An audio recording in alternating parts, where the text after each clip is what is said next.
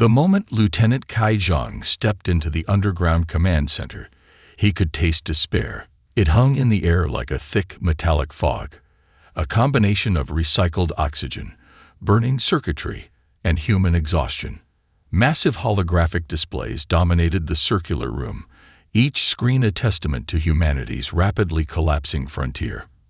Red markers indicated fallen colonies, each point of light representing millions of lives lost or enslaved. The Terran Confederation's star map looked like a disease-ridden organism, with healthy blue territories rapidly consumed by aggressive crimson expansions. Kai counted silently. 17 colonies in the last 3 months, each one falling faster than the last. Admiral Elinda Rodriguez stood at the center of the room, a living contradiction to the surrounding despair. At 62, she was lean and sharp, her silver-streaked hair pulled back in a tight military bun that seemed to defy both age and gravity. Her prosthetic left arm, a sleek, matte black testament to previous battles, reflected the holographic light as she manipulated the star charts. "Lieutenant Zhang," she called without turning, "tell me something that might give us hope." Kai swallowed hard. As the youngest strategic analysis officer in the command center, he knew the weight of his words. "Ma'am, our latest intelligence suggests that X-Archon have a critical weakness in their quantum communication network. But exploiting it would require a technological breakthrough we're nowhere near achieving." Admiral Rodriguez finally turned, her dark eyes cutting through Kai like a laser. He'd heard stories about her, how she'd survived the Proxima campaign, how she'd been the only commander to successfully retreat during the Mars incident. Some called her the last hope of humanity. Others whispered that she was simply prolonging the inevitable. "A weakness isn't hope, Lieutenant," she said, her voice a controlled blend of wisdom and steel. "It's just another reminder of how far behind we are." The command center was a marvel of human engineering, buried 2 kilometers beneath the surface of what was once Buenos Aires. Now it was humanity's last true stronghold, a combination of military command center, research facility, and final fallback position. Every surface was functional, every piece of equipment chosen with ruthless efficiency. Dr. Isham Kosi, the chief scientific advisor, approached with a datapad. Her dark skin was pale with exhaustion, her normally immaculate lab coat wrinkled and stained. "The colonization projections are worse than we thought," she said, her South African accent cutting through the tension. "At the current rate of X-Archon expansion, we have less than 18 months before they reach Earth's solar system." A heavy silence fell over the room. 18 months. It wasn't a death sentence, but it was close enough. Kai watched as the holographic displays continued their grim dance. The X-Archon Confederation wasn't just another alien civilization. They were a quantum technological nightmare. Their ships could predict defensive maneuvers, their weapons could penetrate any known shielding, and their computational abilities made human technology look like children's toys. "We're not just fighting a war," Admiral Rodriguez muttered, more to herself than anyone else. "We're fighting the complete erasure of human existence." Dr. Nkosi placed her hand on a nearby console, her fingers tracing complex mathematical equations that flickered beneath the surface. "There has to be something," she whispered. Some fundamental approach we're missing. Lieutenant Zhang felt something stir within him, a mixture of desperation and an almost irrational hope. He'd grown up hearing stories of human resilience, of impossible victories snatched from the jaws of certain defeat. His grandparents had survived the climate restructuring wars. His parents had helped rebuild after the orbital collapse. Surrender was not a word in his family's vocabulary. "What if," Kai said softly, then louder, "what if we're looking at this all wrong?" Admiral Rodriguez turned, a spark of something. Curiosity, perhaps hope, flickering in her eyes. "Explain." The room held its breath. 18 months.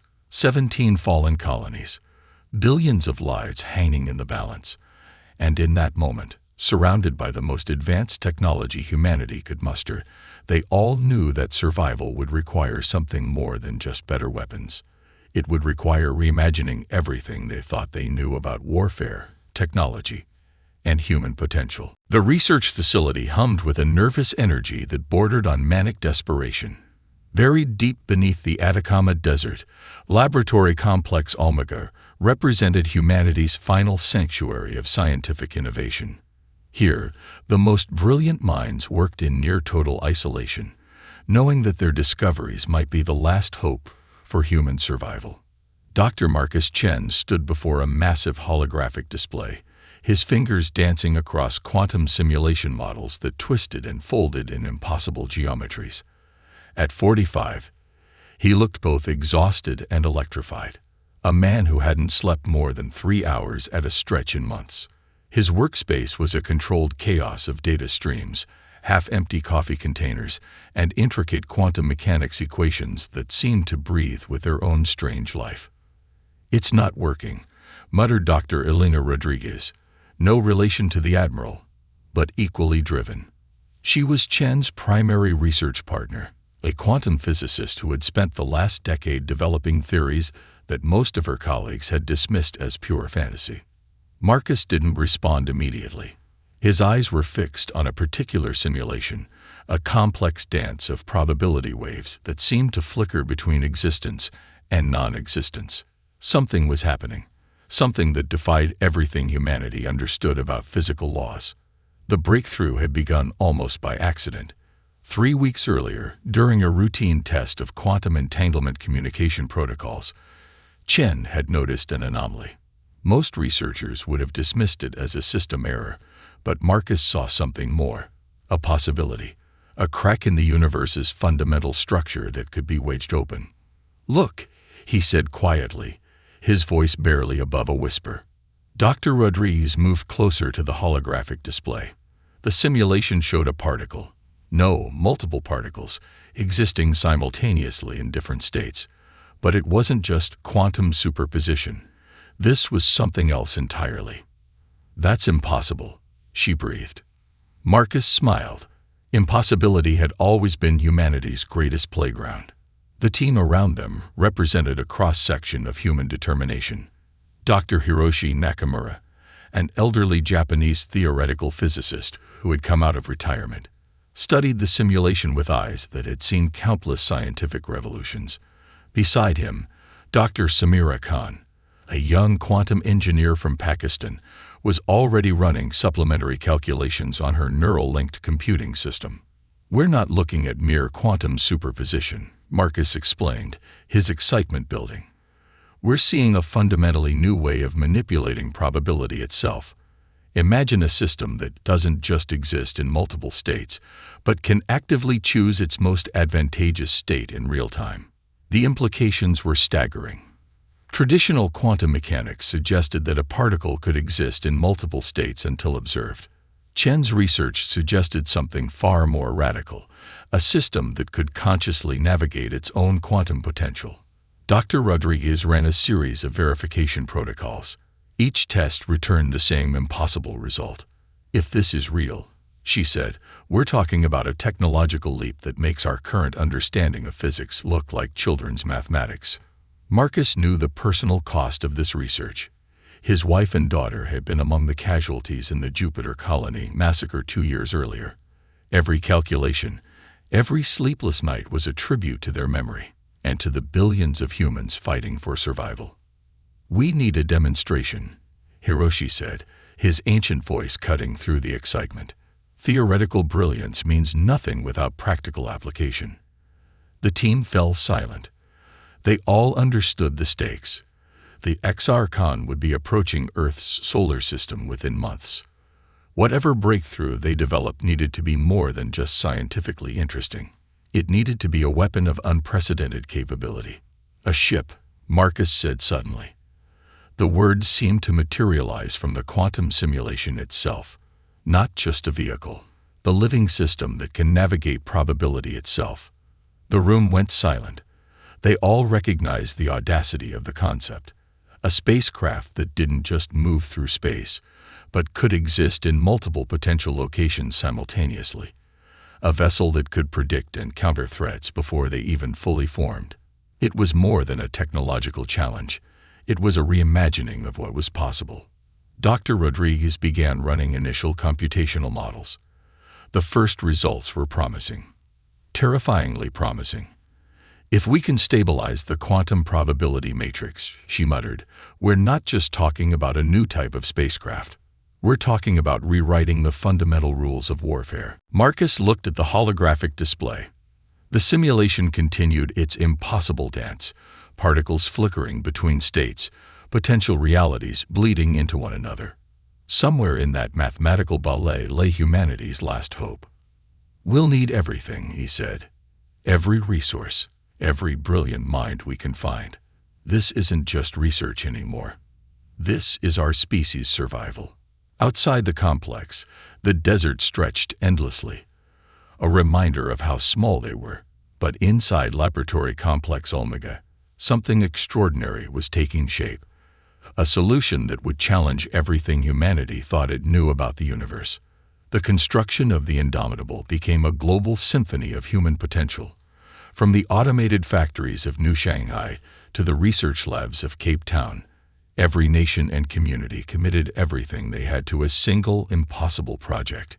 In the orbital shipyards above Earth, massive construction modules began taking shape. These weren't typical spacecraft assemblies. Each component represented years of theoretical research, computational modeling, and revolutionary engineering. The ship's skeleton emerged like a living mathematical equation, defying traditional spacecraft design. Wai Lu, the lead structural engineer, watched as massive quantum stabilization matrices were carefully positioned. At 38, he represented a generation that had grown up knowing only constant conflict. His team worked in zero-gravity conditions, each movement precisely calculated, each weld a testament to human precision. "The quantum probability matrices are unlike anything we've ever constructed," Wei explained to his assistant, Maria Rodriguez. Her augmented reality display showed complex holographic schematics that seemed to shift and breathe. "We're not just building a ship. We're creating a living computational system that can exist in multiple realities simultaneously." Across the planet, entire industries transformed. Automotive manufacturers retooled their production lines to create specialized quantum circuit components. Universities suspended traditional research, redirecting every resource toward the project. Retired engineers returned to work. Young graduates put their entire careers on hold, and communities organized around supporting the construction. In Brazil, a small town near the old site of São Paulo converted its entire economic infrastructure to support the project. Farmers, teachers, mechanics, everyone found a way to contribute. Elena Santos, a local high school teacher, organized her students to design optimization algorithms. Her class of 17-year-olds produced computational models that were being directly integrated into the ship's neural network. "This isn't just about building a weapon," Elena told her students.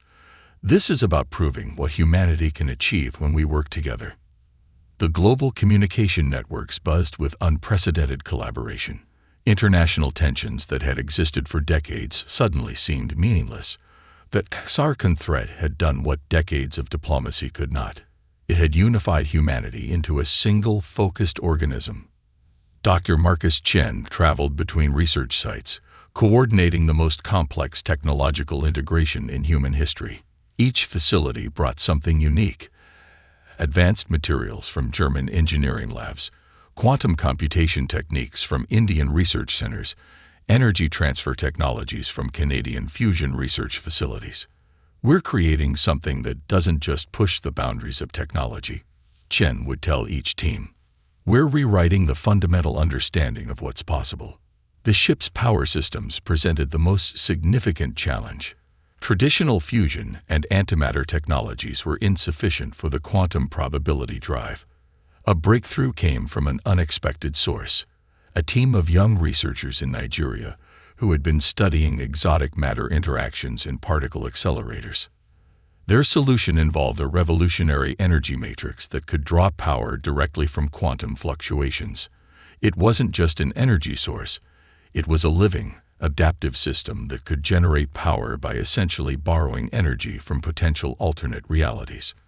Military strategists worked alongside civilian engineers. Every component was designed with multiple fail-safes, every system created with adaptive capabilities. The Indomitable wasn't just a ship, it was humanity's most complex computational organism. Funding became a non-issue. Governments that had previously argued over budget allocations now competed to contribute more. Cryptocurrency markets were temporarily suspended, with their entire computational power redirected to support the project's research needs. In the orbital shipyards, Wei Lu watched as the quantum probability matrices began to take their final shape. Each matrix was a marvel of engineering, microscopic circuits that could simultaneously exist in multiple states, creating a computational system that could predict and counter threats before they fully materialized. "We're creating a ship that thinks," Maria said, her voice a mixture of awe and determination. We nodded. "We're creating hope." As the Indomitable's frame took shape, it became more than a technological marvel. It was a symbol, proof that when humanity united, there was no challenge too great, no obstacle insurmountable.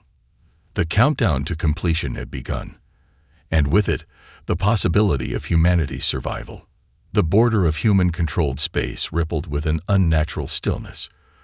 Sarkhan scout ships moved with their characteristic precision, massive crystalline vessels that seemed to cut through space like surgically sharp blades of obsidian and light. Captain Aria Chen gripped the command interface of the Indomitable, her augmented neural link feeding her a constant stream of quantum probability calculations.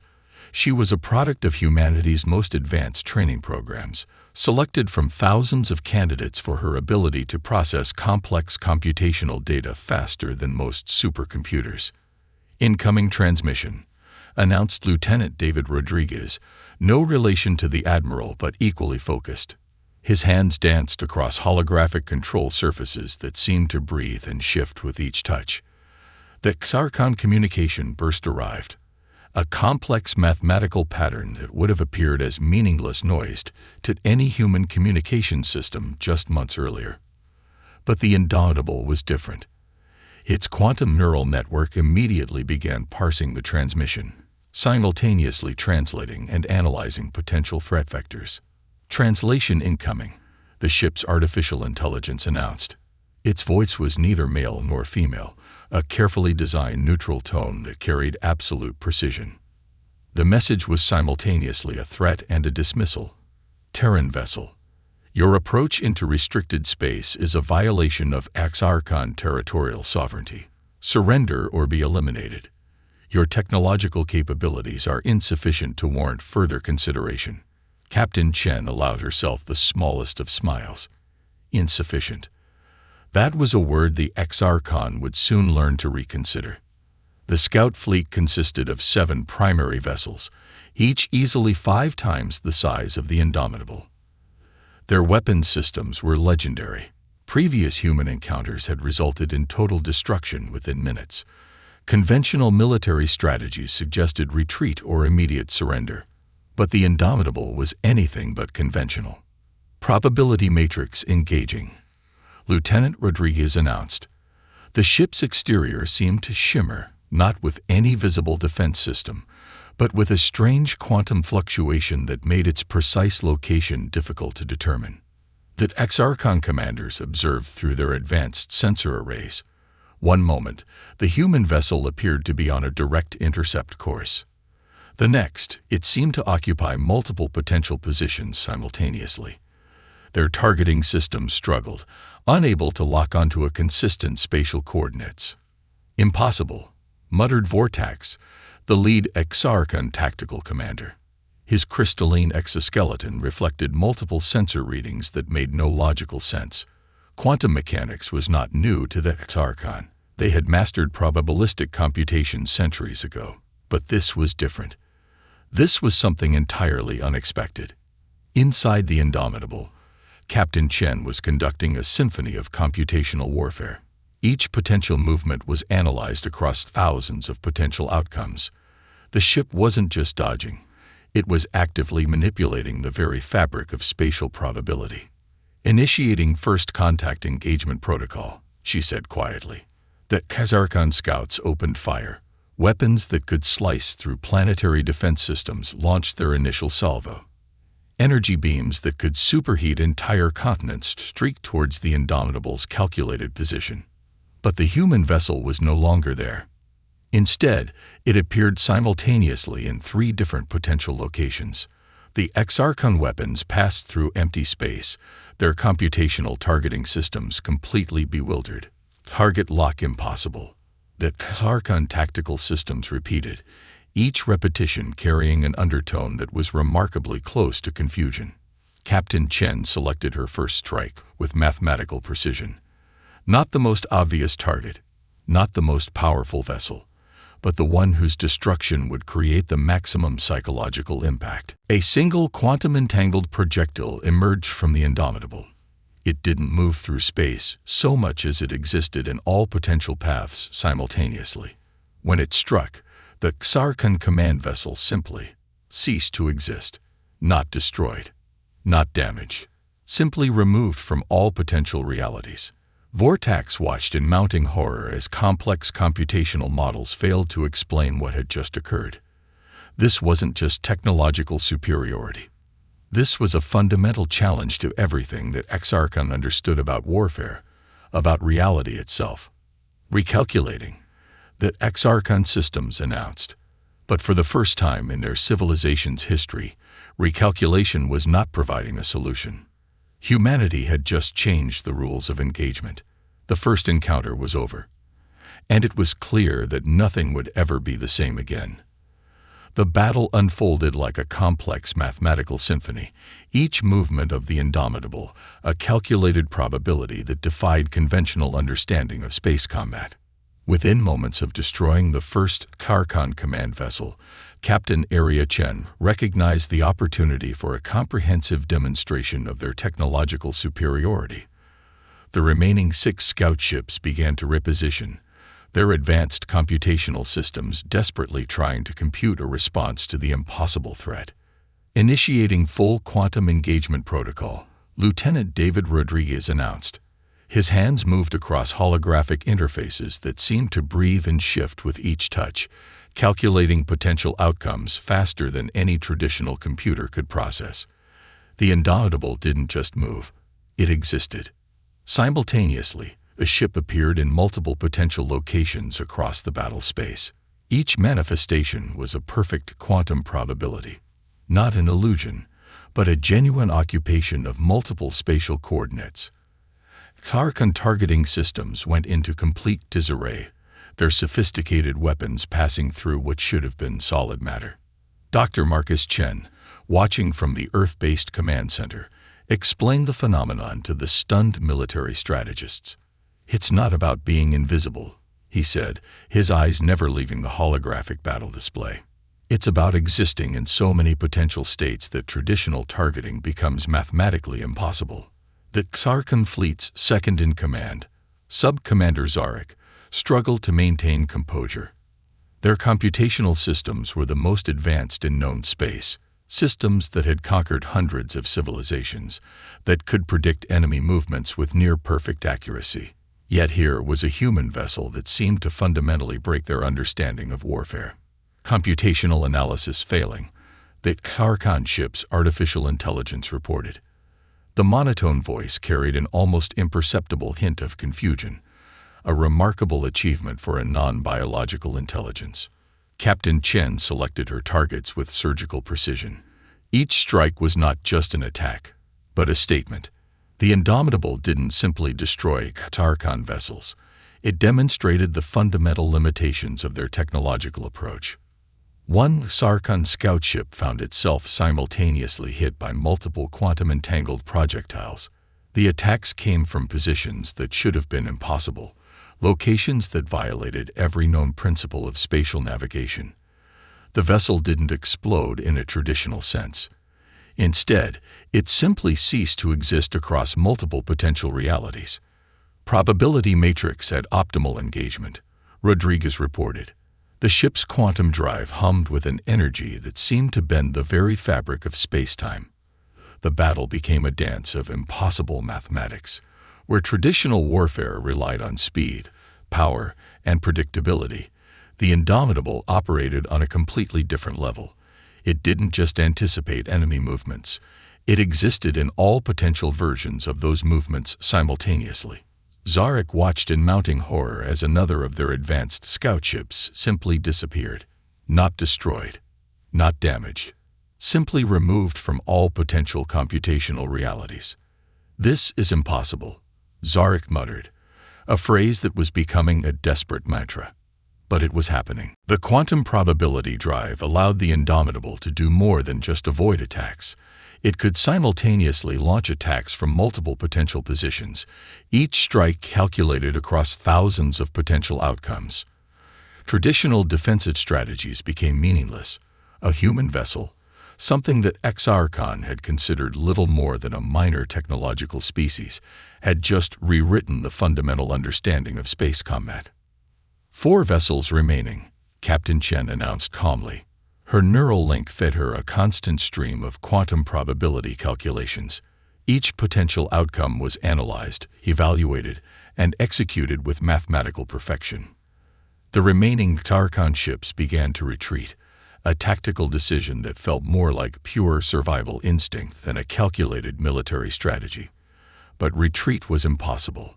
The Indomitable existed everywhere and nowhere, its potential locations defying traditional understanding of space and time. Dr. Marcus Chen watched the battle unfold, understanding the deeper significance. This wasn't just a military engagement. This was a fundamental challenge to the Xarkon's technological supremacy. Humanity had not just developed a new weapon. They had introduced a completely new paradigm of technological thinking. "We're not just fighting," he whispered to himself. "We're demonstrating what's possible when human creativity meets advanced scientific understanding." As the last Xarkon scout ship winked out of existence, something profound had changed. The universe had just received a message. Humanity was not a species to be conquered. They were a species that would redefine the very rules of engagement.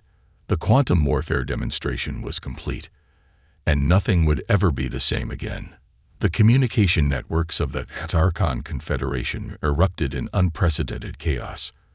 For the first time in their millennia-long history of galactic conquest, the species faced a technological challenge that fundamentally threatened their entire worldview. High Strategist Klar convened an emergency session of the Xarkon Central Computational Council. The massive chamber, a biomechanical marvel that integrated living organic matter with advanced quantum computing systems, hummed with a tension that bordered on panic. "Analyze," Klar demanded, his crystalline exoskeleton shifting with agitation. Holographic displays filled the chamber, showing multiple angles of the recent engagement. Each replay revealed the same impossible scenario, a human vessel that defied every known principle of spatial warfare. The Xarkon had conquered hundreds of civilizations. They had reduced entire species to footnotes in their expansive historical archives. But this was different. Computational models failed at 99.997% of potential engagement scenarios, reported the Central Artificial Intelligence. Its voice carried a tone that approached what could only be described as concern. Zarek, the surviving commander from the scout fleet, stood in the center of the chamber. His report was a clinical dissection of failure that sent tremors through the entire Xarkon leadership structure. "The human vessel does not merely predict potential outcomes," he explained. "It exists within those outcomes simultaneously. Our targeting systems, our computational strategies, our entire approach to warfare, all have been rendered obsolete." The implications were staggering. The Xarkon had built their entire civilization on the premise of technological superiority. Their conquest of multiple galactic regions was based on computational predictability, the ability to analyze and counter any potential threat before it could fully materialize. Now, that fundamental advantage had been stripped away. Younger members of the Computational Council began to challenge long-standing strategies. Corinne, a relatively junior strategist, raised a point that would have been considered heretical mere hours earlier. "We must understand, not simply react," she argued. "This is not just a technological breakthrough. This is a fundamental reimagining of spatial interaction." Klar felt something unprecedented, a sensation that approached fear. The Exarchon did not experience emotion in the same way biological species did. Their thought processes were computational, logical, always 3 steps ahead. But this human vessel had introduced a variable that defied computation. "We require additional data," the central AI announced. But even as the words were processed, everyone understood the deeper truth. No amount of additional data could explain what had just occurred. Meanwhile, across the galaxy, other civilizations began to take notice. The communication intercepts of the battle spread like a quantum wave, reaching species that had long been subjugated by the Exarchon. Each replay of the engagement told the same story. A small human vessel had done what no other civilization had ever accomplished. The Zornak Collective, a species that had been under Exarchon control for 17 generations, began to whisper about resistance. The Mallory Ark worlds, who had surrendered centuries earlier, started to recalibrate their long-suppressed technologies. Back on Earth, Dr. Marcus Chen and Admiral Elena Rodriguez understood the deeper significance of the engagement. This was more than a military victory. This was a demonstration of human potential, a proof that creativity and innovative thinking could overcome seemingly insurmountable technological barriers. "They'll try to understand," Marcus said, studying the intercepted Exarchon communications. "But understanding requires admitting that everything they know might be wrong." Admiral Rodriguez nodded. "And the Exarchon have never been good at admitting they're wrong." The Computational Council's debate continued for what would have been days in human measurement. But for the Exarchon, it was a microsecond-long computational analysis that felt like an eternity. Klar made a decision that would reshape galactic politics. "We must acquire this technology," he announced, "by any means necessary." But even as the words were processed, everyone understood the unspoken truth. The humans had introduced a variable that could not be acquired, could not be understood through traditional computational methods. They had changed the fundamental narrative of galactic conflict. And the Exarchon were no longer in control of the story. The Indomitable success triggered a wave of innovation that transformed human society at its core. Research facilities around the world began working overtime, each team eager to understand and expand upon the quantum probability technologies that had rewritten the rules of space warfare. Dr. Elena Rodriguez established the Quantum Probability Research Institute in the reconstructed city of New Buenos Aires. The facility became a beacon of human potential, attracting the brightest minds from every corner of the globe. Young researchers who had grown up hearing stories of constant conflict now sought a future filled with unprecedented possibilities. "We're not just developing the technology," Dr. Rodriguez told her team during the Institute's inaugural conference. "We're opening a new chapter of human understanding." The quantum probability drive developed for the Indomitable had applications far beyond military technology. Medical researchers discovered that the same computational principles could be applied to predictive medicine. Doctors could now analyze potential treatment outcomes across multiple probabilistic scenarios, dramatically improving patient care. Urban planners began implementing quantum probability models in city design. Infrastructure could now be planned with unprecedented precision, accounting for multiple potential future scenarios simultaneously. Climate restoration projects, which had struggled for decades, suddenly found themselves with tools that could model environmental changes with incredible accuracy. Captain Aria Chen, the Indomitable's first commander, became a global icon. But she was more interested in pushing the boundaries of the technology than enjoying her newfound celebrity. Working closely with Dr. Marcus Chen, she began developing a new generation of quantum-enabled spacecraft that could explore regions of space previously considered impossible to navigate. The first breakthrough came unexpectedly. A research team led by Dr. Hiroshi Nakamura discovered that the quantum probability technologies could be used to create communication networks that were theoretically unhackable. Information could be transmitted across multiple potential states, making traditional interception methods completely obsolete. Governments that had previously been rivals now competed to collaborate. The global scientific community, once fragmented by political boundaries, became a unified force of innovation. Research grants flowed freely, and international cooperation reached levels never before seen in human history. The Exarchon watched in growing concern. Their intelligence networks struggled to understand the rapid pace of human technological development. What had begun as a single breakthrough was now a cascading wave of innovation that threatened to completely reshape galactic technological understanding. In the orbital shipyards above Earth, new vessels began taking shape. Unlike the Indomitable, which had been a singular, almost experimental craft, these were purpose-built quantum probability vessels. Each one represented a different approach to the technology, exploring its potential across multiple domains. Dr. Samira Khan's team developed quantum probability medical scanners that could predict potential health issues before they manifested. A single scan could now show a patient multiple potential health trajectories, allowing for preventative interventions that were previously impossible. The economic implications were equally profound. Quantum probability models allowed for financial predictions that were orders of magnitude more accurate than previous methods. Industries that had once been considered high risk now became stable and predictable. Marcus Chen understood the deeper significance. This isn't just a technological breakthrough, he explained during a global conference. This is humanity finding a new way of understanding reality itself. Education systems transformed overnight. Universities created entire new departments dedicated to quantum probability studies.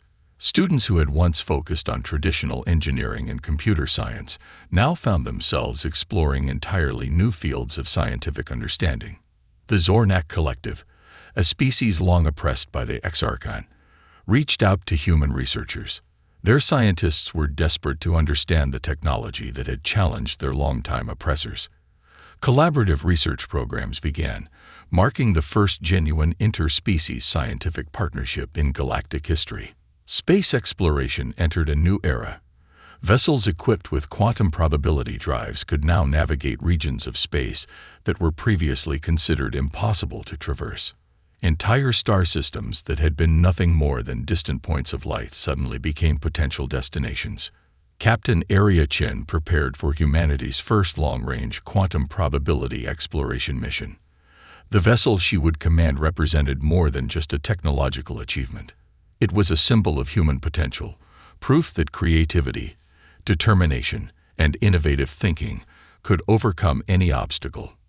As the new research vessels prepared for launch, Dr. Elena Rodriguez looked out over the research institute. The world had changed more in the past few months than in the previous decades. Humanity had not just survived. They had transformed. The technological renaissance had begun, and nothing would ever be the same again. 5 years after the Indomitable's first engagement, humanity stood transformed. The quantum probability technologies that had begun as a desperate survival strategy had reshaped civilization in ways no one could have predicted. Admiral Elena Rodriguez stood on the observation deck of humanity's first galactic diplomatic station, watching a delegation of alien species arrive. The station itself was a marvel of quantum engineering, a structure that could simultaneously exist in multiple diplomatic configurations, adapting to the cultural and physiological needs of dozens of different species. Who would have thought, she muttered to Dr. Marcus Chen, who stood beside her, that our greatest weapon would become our most powerful tool of understanding. The galactic landscape had changed dramatically. The Exarchon Confederation, once considered an unbeatable force, had been fundamentally altered. Their rigid computational approach to civilization had been challenged, forcing them to adapt or become obsolete. Some of their subjected species had begun liberation movements, inspired by humanity's demonstration that technological superiority was not an immutable law of the universe. Captain Area Chen, now Director of Exploratory Sciences, prepared for humanity's most ambitious mission yet. A series of quantum probability vessels were set to explore regions of space that had previously been considered impossible to navigate. These weren't military vessels, but pure research platforms designed to expand the boundaries of human knowledge. The first wave of quantum probability technologies had solved more than just military challenges. Climate restoration projects had reversed decades of environmental damage. Medical technologies could now predict and prevent diseases before they manifested. Economic systems had become more stable and equitable, with predictive models that could anticipate and mitigate potential economic challenges. Dr. Samira Khan's medical research team had just announced a breakthrough that would have seemed like science fiction mere years earlier. Their quantum probability medical scanners could now map potential health trajectories for individuals, allowing for completely personalized preventative care. Genetic conditions that were once considered inevitable could now be identified and addressed decades before they would typically manifest. The global education system had been completely transformed. Universities created entirely new fields of study focused on quantum probability sciences.